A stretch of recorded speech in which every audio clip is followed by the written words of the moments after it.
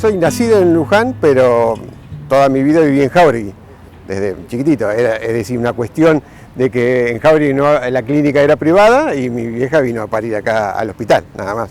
Eso es lo que me relaciona con Luján como nacimiento.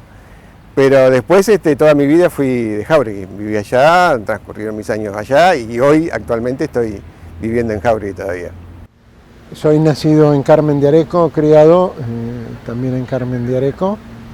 Después de los 8 años, 7 años, 8 me vine de Mercedes, me vine acá a Luján. Y bueno, en el año 81, como todos saben, todavía existía el servicio militar obligatorio. Así que bueno, en el año 81 yo cumplí con el servicio militar obligatorio. Salí de baja de ese mismo año, el 13 de noviembre, y bueno, cuando pasó lo que pasó con Malvinas, yo ya estaba de baja. Así que me reincorporaron, el día 10 de abril me reincorporé al Regimiento 6 de Infantería, con asiento en Mercedes, provincia de Buenos Aires, y bueno, de ahí a Malvinas. Y bueno, hice servicio militar en Mercedes también, en la compañía A, y después bueno, ya me faltaban un mes para salir de baja, ya incorporaron a todos los que habían dado de baja para ir a Malvinas. A mí me tocó, que me pareció raro porque todos los de acá de la zona lo hacían en el 6 de Mercedes. Y a mí me tocó el 3 de Tablada, que yo no conocía nada, en ese momento no sabía qué era. Y me tocó en el 82. Así que después cuando hablemos un poquito de eso, también digamos, yo recién entraba al servicio militar. Más o menos en febrero estuvimos. Todo febrero hicimos, estuvimos en un campo que tiene en el 6, el Regimiento 3, y después de ahí, nada, el salto a Malvinas. Hacía yo un mes que estaba más o menos en el servicio militar, apenas empezábamos, ¿viste? Y no como los clases 62 que ya habían hecho todo un año de servicio militar y estaban mucho más preparados que nosotros.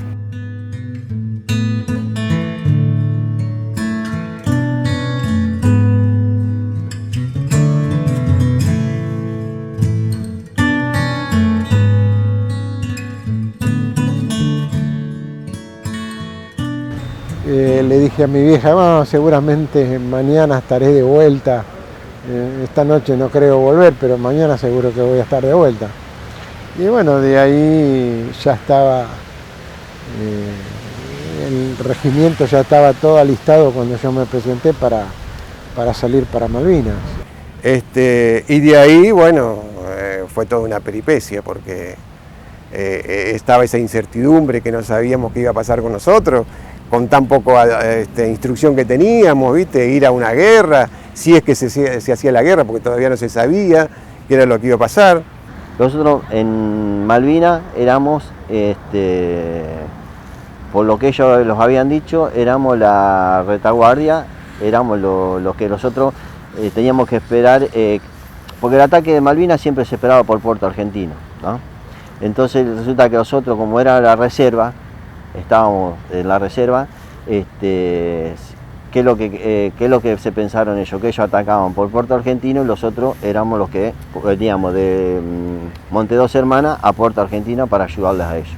Nosotros tuvimos, lo llamo entre comillas, suerte, porque ya, como comenté antes, éramos primera línea. Nosotros tuvimos la suerte de que, por una estrategia militar de ellos, de los ingleses, entraron por un lugar donde aparentemente no podían, según lo que planificó acá los cerebros nuestros, ¿no? de los comandantes nuestros. Y entraron por ese lugar donde decían que no, porque es San Carlos. Entonces, ¿qué pasó? Las últimas líneas pasaron a ser primeras y nosotros pasamos a ser últimas líneas. O sea, nosotros entramos en combate prácticamente el 12 y el 13, casi a último, cuando ya estaba todo definido. Y eso, yo creo que eso es lo que a mí me salvó la vida. fui con la compañía comando del Regimiento 6, en la cual me destinaron a la sesión de morteros de apoyo de fuego a los tiradores de primera línea. Estuvimos ubicados entre el pueblo y el aeropuerto de las islas en ese entonces. Hasta el 1 de mayo, que fue el primer bombardeo, era como que nada, no pasaba nada, ¿viste? Si bien teníamos que hacer las posiciones, nuestros mismos oficiales, los superiores, por ahí nos decían, no va a pasar nada, esto en 15 días hay un relevo, nos vienen se lo llevan a ustedes y traen otro. Una cosa así, hasta el 1 de mayo. 1 de mayo, cuando vimos pasar los aviones con el bombardeo, dijimos, bueno, acá se pudrió todo, ¿qué pasó? Y ahí es cuando te empieza el temor a agarrar. Yo no sé si es el temor, pero esa adrenalina de decir, bueno, acá ya está pasando algo más fuerte de lo que nosotros teníamos conciencia, ponele. Una vez que empezó el bombardeo del 1 de mayo, nosotros ya no podíamos dormir en las carpas, donde teníamos antes, donde dormíamos generalmente, y ya dormíamos directamente en las posiciones. Las posiciones son los pozos de Zorro, que allá la tierra de Malvinas es muy esponjosa por el clima, por las nevadas, continuamente llovizna, entonces se hace, eso todo lo chupa el agua, la tierra, perdón, y se hace como una esponja. Entonces las posiciones no las podíamos hacer muy profundas porque manaba el agua en los pozos. Entonces, bueno, 60, 70 centímetros, y ahí a partir del 1 de mayo fue todo, hasta el 14, fue dormir en esas posiciones. Íbamos en columna como para relevar a primera línea, porque dijeron que había en primera línea, y resulta que cayó una bomba muy grande y bueno, tiraron las luces de bengala y se iluminó todo. El terreno ese no lo conocíamos nosotros porque habíamos estado de la noche anterior, que habíamos venido replegándolos, habíamos quedado ahí, pasamos la noche, no pudimos hacer posiciones, nada por el estilo, pero con la luz esa quedó como de día y bueno, era el que encontraba una piedra y se metía y... ahí en el bombazo eso quedamos con un estruendo medio que no oíamos bien y todas esas cosas, y me hieren una pierna, una MAC, una ametralladora. Nosotros llegamos a un lugar con otro amigo, que Adorno, de acá de Luján también, y estábamos juntos y le digo, me hirieron, y me dice, no, yo sentí como un golpe en una pierna y entonces le dije, yo me hirieron, me parece, y empecé a sentir sangre caliente que me salía. Entonces me busca él, dice, sí, tenía un agujero en la bombacha era la bombacha de ejército, yo tenía 2 bombachas y un calzoncillo largo, ¿no? Y sí, me dice, estás herido, pero me podía mover. La guardia, la imaginaria,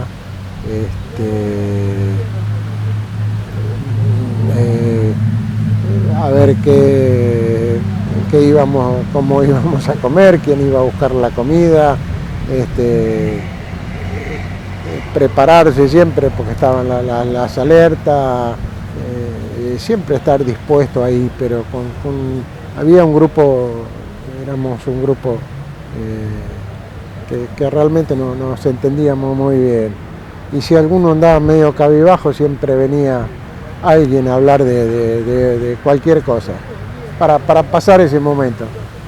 Yo tengo 2 tiros en las piernas, 2 a la altura de la rodilla y una que me entró en un talón, y bueno, y me cortó el tendón de Aquiles porque no podía levantar el pie. Para esto ya los otros no dábamos más porque no teníamos. Yo te digo, yo fui con 86 kilos, volví con 44 kilos, era muy flaco lo que estaba. Y entonces uno de mis compañeros dice, che, no tenemos más, ¿qué hacemos? ¿Qué sé yo? Bueno, y el jefe de compañía lo manda a buscar a donde encuentre algo de tepe para cocinar y para calefaccionarse. Cuando hablamos de cocinar y calefaccionar, no crean que estábamos hablando de unas grandes comidas o de calefaccionarnos todo abrigaditos, era relativo, ahí teníamos para ese momento. Y nosotros estábamos en una distancia no mayor a 100 metros de donde estaba el campo minado. Y explota la mina. Y ahí cuando explotó la mina dijimos, ¿qué pasó? Porque generalmente había una cosa que a nosotros nos llamaba la atención, que cuando no nos llamaba la atención, sino que prestábamos atención cuando explotaba una mina, porque generalmente eran animales. Entonces era comida, un animal que explotaba en una mina era comida. Entonces la llevamos a buscar como se podía y la cocinábamos. Y en este caso vimos a dos soldados, uno que voló por el aire y el otro que estaba dándole vueltas ahí alrededor como desesperado tratando de ayudarlo. Y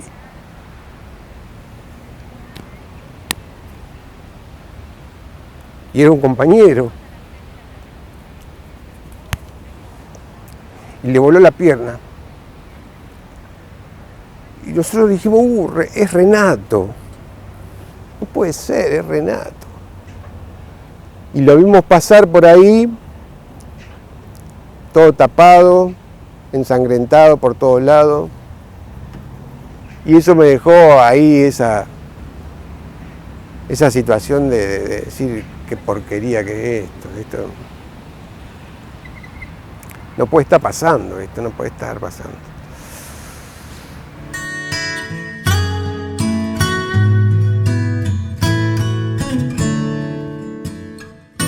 El volver fue no, por ahí no para mí no fue tan duro, sé que para muchos fue durísimo. Yo, por ejemplo, me habían guardado el trabajo que tenía antes de irme, lo cual no lo tomé, pero a ver, no tuve por ahí el problema que tuvieron muchísimos con los trabajos. Y después el reinsertarse, ¿no? El reinsertarse en una sociedad que por ahí te tenía entre comillas, si bien cuando estábamos allá nos apoyaban, cuando volvimos era, viste, cómo hacer para conseguir trabajo, cómo hacer para insertarte en una sociedad que no conocía, los argentinos no somos de hacer guerra todos los días, entonces no sabés cómo tratar a un excombatiente, si lo trataban bien, si lo trataban mal, si teníamos salud, si habíamos vuelto mal de la cabeza, todo eso influía en muchos que no conseguían trabajo. Después fue difícil entrar otra vuelta en la sociedad porque era como que te decían los loquitos de la guerra, todas esas cosas que no a ninguno le cayó bien. Pero bueno, después uno empezó a salir. Yo en ese tiempo, bueno, tuve una familia muy buena que me ayudó muchísimo para poder salir y conseguir trabajo, porque el trabajo que yo había tenido ya cuando vine, yo estuve un par de meses, pues ya se vendió eso, no pude estar más. Y bueno, y empecé a deambular en el sentido de trabajaba en Macera, en temporada de verano trabajaba mucho en Macera, después en Macera se terminaba y me iba a trabajar a Curtaza, porque después nadie te quería trabajo, nadie, cuando te veían el documento o ibas a hacer una revisación médica, nadie te daba como para decir, sí, te doy trabajo o algo por el estilo. Y bueno, durante haber estado un par de años, que yo 5 o 6 años así, después empecé de remisero, bueno, después me fui haciendo. Porque no es fácil olvidarse de todo eso, ni creo que nadie se lo va a olvidar nunca, pero simplemente de a poco y con el apoyo de la familia que siempre estaba atrás, uno puede salir adelante. Nos escondieron durante 10 años, que no se hablaba, no convenía hablar ni de Malvinas ni de los veteranos. Y ahí, bueno, entonces nos empezamos a agrupar como instituciones. Si bien nosotros estábamos en una institución de acá de Luján, pero todas se nucleaban dentro de una institución que era mayor allá en Buenos Aires, en Capital, porque si bien Dios está en todas partes, atiende en Capital. Así que allá fuimos a golpear puertas.